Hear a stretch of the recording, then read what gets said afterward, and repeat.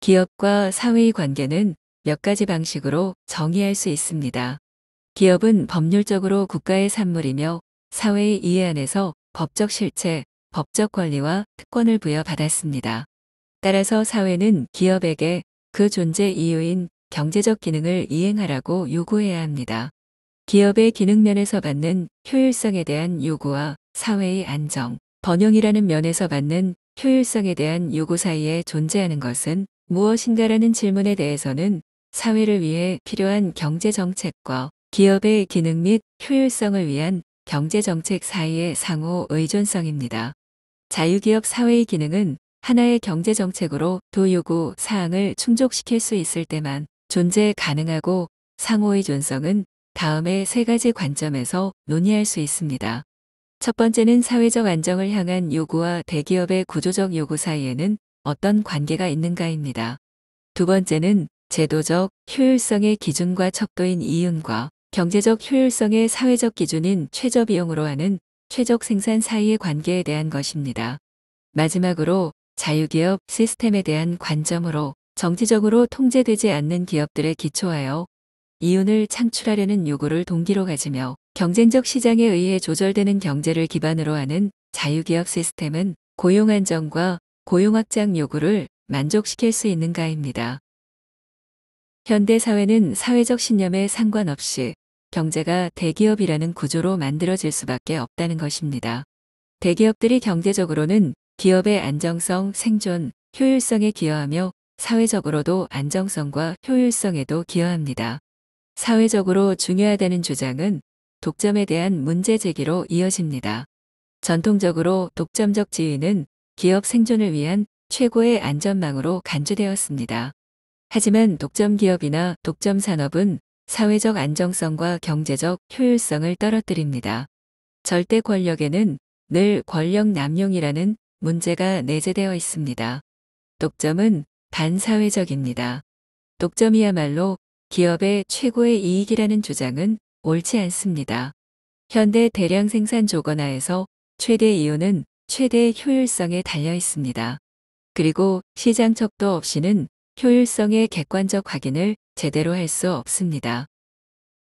거대함이라는 의미가 만들어졌을 때 사회적으로 유해할 뿐 아니라 경제적, 기술적으로 부당할 것이라고 확신하였습니다. 하지만 거대함의 진짜 문제는 다른 곳에 있습니다. 현대 산업에서는 경제적, 기술적 이유 때문에 거대함이 필요하다는 것입니다. 현대 산업 생산, 특히 대량 생산에서 작은 부문은 비효율적일 뿐만 아니라 아예 생산을 할 수 없습니다. 물론 거대함의 효율성에는 상한선이 있어서 이를 넘게 되면 효율성이 감소되지만 하한선 또한 존재하고 있습니다.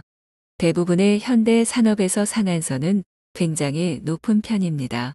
우리는 거대함이 경제적으로 필요하며 또한 실제로 효율적인 상황에 있다고 말할 수 있습니다. 기업은 분명 거대해지면서 바람직하지 않은 결과를 가져오기도 합니다. 하지만 기업의 거대함에는 많은 사회적 장점, 효율적 정책 수립, 효율적인 인사관리, 효율적 생산에 긍정적인 영향을 주고 있습니다. 거대함은 효율적 생산의 관점에서만 유리한 것이 아닙니다. 많은 사회적 장점 역시 수반되어 사회적 안정에도 기여할 수 있습니다. 이러한 장점은 대기업에만 해당됩니다.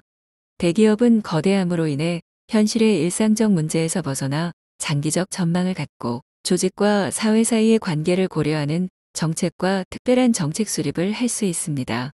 이처럼 거대함이 사회 안정에 기여할 수 있는 이유는 장기적 정책을 위해 지금의 이익을 활용할 수 있기 때문입니다.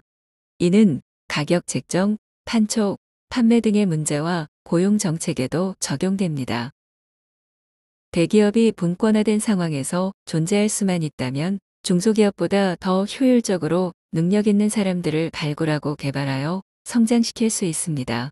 이 모든 것은 분권화된 대기업에서만 가능하기 때문에 분권화는 대기업을 사회적 부채에서 사회적 자산으로 전환하기 위한 조건입니다. 사용을 위한 생산인가, 이윤을 위한 생산인가라는 질문은 매우 적절하지 않습니다. 이 질문으로 인해 논쟁이 발생하면 경제 행동의 객관적 기준인 이윤과 수익성을 그 척도로 받아들이지 않을 수 있기 때문입니다.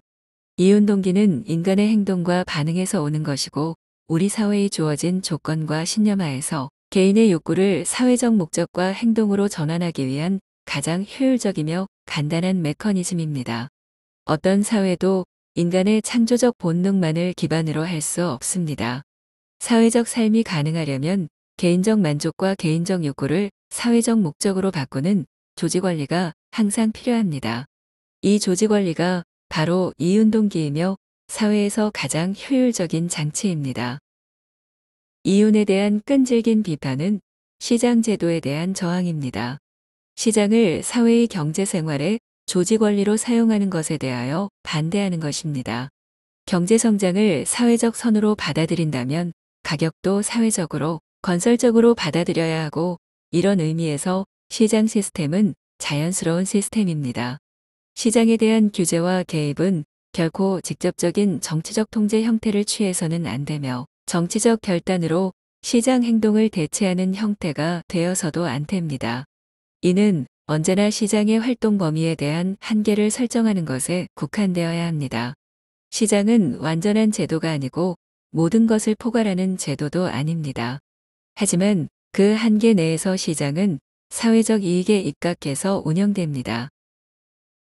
산업 시스템의 미래는 경제정책의 고전적 문제 해결 방법이 아니라 완전 고용을 할 수 있는가에 대한 능력에 의해 결정될 것입니다. 만일 자유기업 시스템이 완전 교육 유지에 실패한다면 다른 어떤 장점이 있더라도 생존하지 못할 것입니다. 만일 완전 고용 문제를 해결한다면 그 시스템은 미국에서 절대 다수의 지지를 얻을 수 있을 것입니다. 완전 고용은 미국 경제 시스템의 시금석이자 우리 경제 정책의 초점이 되었습니다. 어쩌면 오늘날 미국 비즈니스 리더들의 최대의 약점은 완전 고용 문제를 심각하게 받아들이지 않는다는 사실입니다. 대기업이 건설적이며 긍정적인 완전 고용 정책을 제공하지 않는다면 싸우지도 않고 패배를 시인하는 것입니다. 실업을 방지하기 위해 기업이 미래의 비상사태에 대비하여 지금의 이윤으로부터 마련해둔 준비금에 대해서는 세금을 면제해야 합니다. 그렇지만 만일 이 준비금이 특정 기간 내에 이를테면 10년 안에 실제로 사용되지 않았다면 과세할 수 있도록 해야 합니다. 준비금은 손실을 상쇄하거나 신규 설비, 신규 공장, 신규 제품 등의 투자를 통해 고용을 창출하는 곳에 사용되어야 합니다. 또한 불황기 고용을 창출하는 투자를 위한 준비금 사용에 대해서는 적극적인 보상을 해야 합니다. 자유기업 사회에서 추구해야 할 첫 번째 경제정책은 자유기업 경제사회는 유효한 완전 고용 정책을 가져야 한다는 것입니다. 합리적인 완전 고용과 고용 안정이 없다면 우리는 사실상 경제정책을 아예 세울 수 없고 임기응변과 비상수단에 의지할 수밖에 없습니다. 그리고 경제정책이 없다면 방임이나 집산주의를 아무리 반대해도 그 어떤 나라도 자유기업을 유지할 수 없을 것입니다.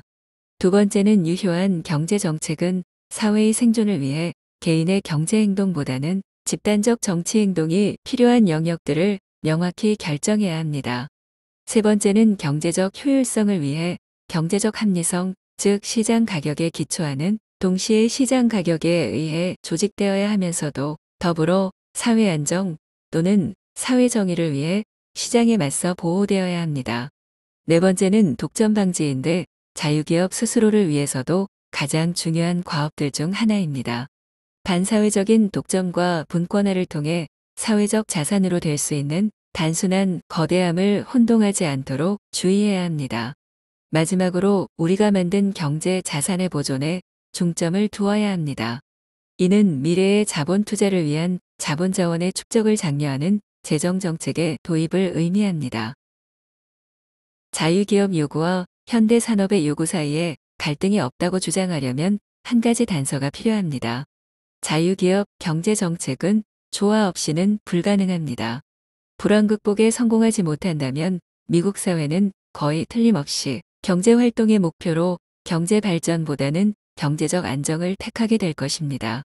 그렇다면 불황 극복은 위험과 기회의 제거, 변화의 소멸과 시장의 소멸, 그리고 생산기술의 동결에 의해서만 달성 가능하게 될 것입니다. 우리가 만일 총체적 불황 속에서 살아야 한다면 자유개혁 사회는 불가능할 것입니다.